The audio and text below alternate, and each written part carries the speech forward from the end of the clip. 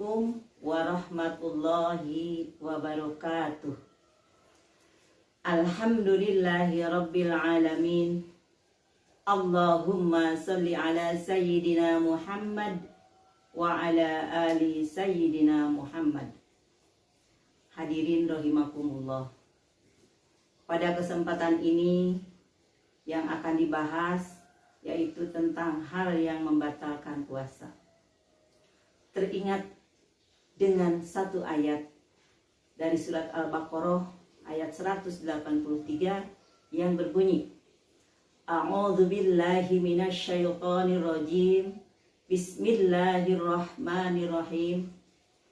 Ya ayyuhalladzina amanu kutiba alaikumusiyam kama kutiba alal ladzina min qablikum la'allakum tattaqun.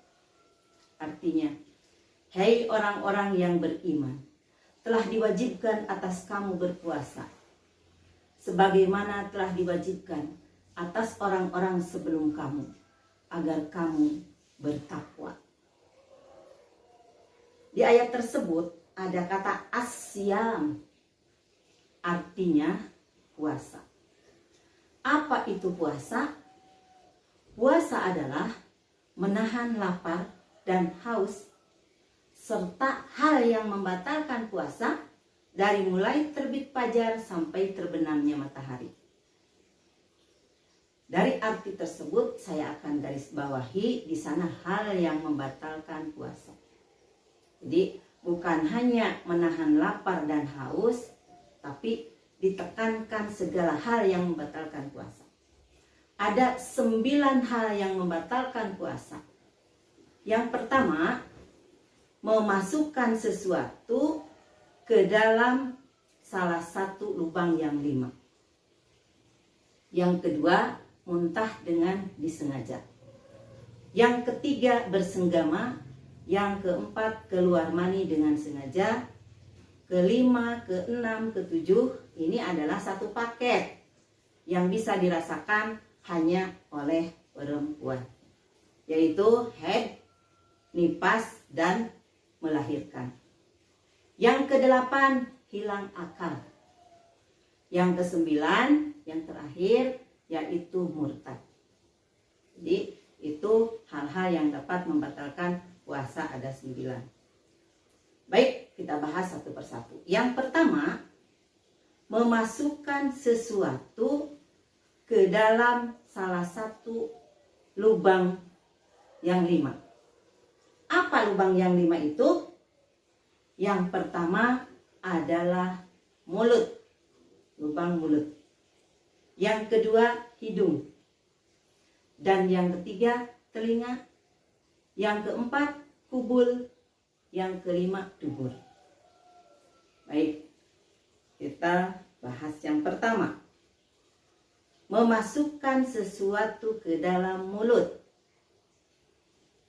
dengan ditelan. Ingat, dengan ditelan. Jadi, kalau memasukkan sesuatu ke dalam mulut tidak ditelan, maka itu tidak batal. Pertanyaannya, kalau begitu kita menelan ludah setiap hari, batal dong, gitu ya? Jawabannya tidak. Ada 3 hal menelan ludah yang tidak batal. Yang pertama, ludah itu milik kita sendiri. Milik kita sendiri ludah itu. Boleh ditelan. Ya, itu tidak batal.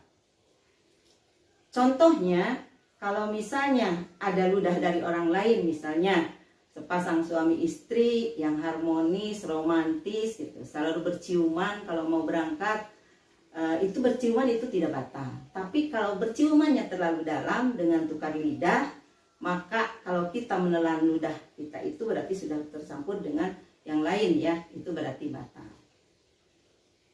Yang kedua, apabila ludah itu masih berada di dalam mulut kita, yang sudah berada di luar mulut kita itu tidak boleh ditelan karena itu membatalkan puasa. Contoh, kita menampung air ludah di gelas misalnya, sudah banyak kemudian kita minum kembali atau disimpan di kulkas, sudah dingin diminum, nah itu berarti batal karena itu bukan sudah dikeluarkan dari mulut kita ludahnya. Yang ketiga, benar-benar ludah itu asli, belum tercampur dengan benda-benda lain atau dengan makanan lain. Contoh, ludah itu karena kita sudah memasukkan es krim atau permen atau coklat ya, kemudian kita telan, berarti itu ludah kita sudah tercampur dengan makanan lain, maka itu batal puasanya ya. Yang kedua adalah muntah dengan disengaja. Yang bagaimana yang dikatakan muntah dengan disengaja? Misalnya dengan telunjuk kita atau dengan benda apapun kita memasukkannya ke pangkal lidah, kan itu suka mual ya, kemudian muntah, berarti itu sengaja untuk memancing muntah. Kita muntah, itu batal ya. Kemudian kalau kita muntah di mobil misalnya, mabuk perjalanan muntah, kemudian kalau sakit mah kita muntah, dan adapun orang para perempuan yang sedang hamil itu biasanya muntah itu tidak batal puasanya, asal ketika sudah muntah kemudian kita berkumur-kumur, dibersihkan dengan air, karena yang keluar dari dalam melalui mulut itu najis. Kalau membersihkan najis itu harus dengan air. Kalau tidak dibersihkan dulu, ditelan, berarti batal puasanya. Itu yang membatalkan puasa ya. Kemudian yang ketiga adalah bersenggama. Bersenggama antara suami dan istri, apalagi kalau berzina ya, itu dosa besar. Bersenggama aja suami dan istri yang halal, ketika sudah terbit terbit fajar sampai terbenam matahari, melakukan bersenggama gitu ya, memasukkan alat kelamin laki-laki ke perempuan meskipun hanya sedikit, tidak mengeluarkan air mani, itu batal puasanya. Kemudian yang berikutnya adalah keluar mani dengan sengaja. Yang bagaimana yang dikatakan keluar mani dengan sengaja? Misalnya onani, menggosokkan benda ataupun tangan kita atau tangan orang lain ke bagian khusus perempuan atau laki-laki ya, digosok-gosok dengan niat agar mengeluarkan air mani atau sperma, itu batal puasanya. Yang bagaimana yang keluar air mani tapi tidak batal? Misalnya kita tertidur dari terbit fajar sampai terbenam matahari, itu tertidur waktu duhur atau waktunya kapan saja itu, mimpi gitu, mimpinya mimpi jima sampai keluar air mani, nah itu tidak membatalkan puasa, dilanjut aja puasanya ya.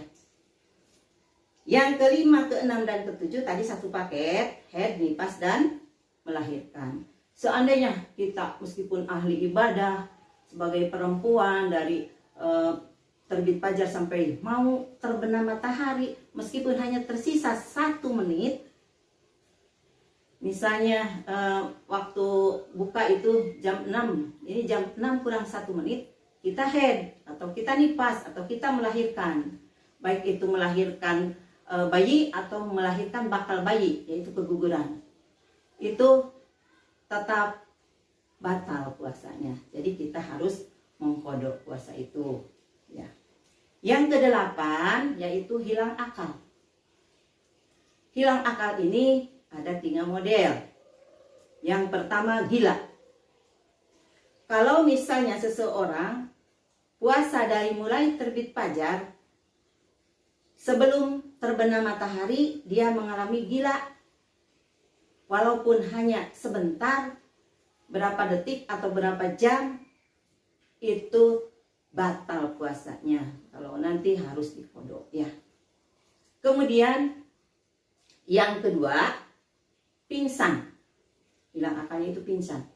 Pingsan misalnya dari mulai sebelum terbit fajar, habis sahur pingsan sampai isya, itu batal puasanya, harus diganti ya.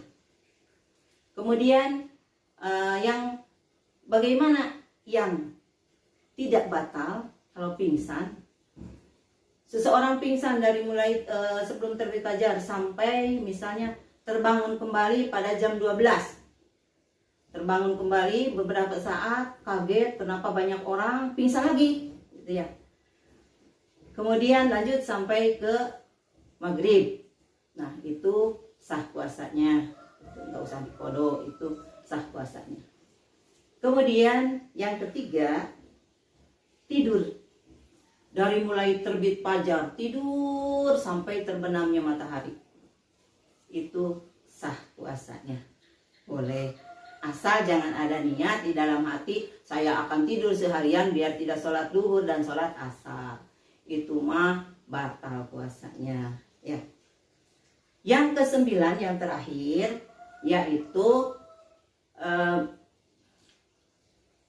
yang kesembilan adalah murtad. Murtad itu keluar dari Islam, ataupun tidak mengakui adanya Nabi Muhammad, ataupun mengakui adanya Nabi setelah Nabi Muhammad, dan termasuk tidak meyakini adanya Al-Quran. Nah, itu hal-hal yang membatalkan puasa. Jadi kita rinci kembali. Yang pertama adalah memasukkan sesuatu kepada lubang yang 5. Yang kedua mabuk. Yang kedua muntah dengan disengaja. Yang ketiga bersenggama. Yang keempat mengeluarkan air mani dengan sengaja. Kelima, keenam, ketujuh haid, nifas, dan melahirkan. Yang kedelapan hilang akal. Yang kesembilan adalah murtad. Itulah yang dapat saya sampaikan. Semoga bermanfaat. Mohon maaf apabila ada kekurangan. Terima kasih atas segala perhatian.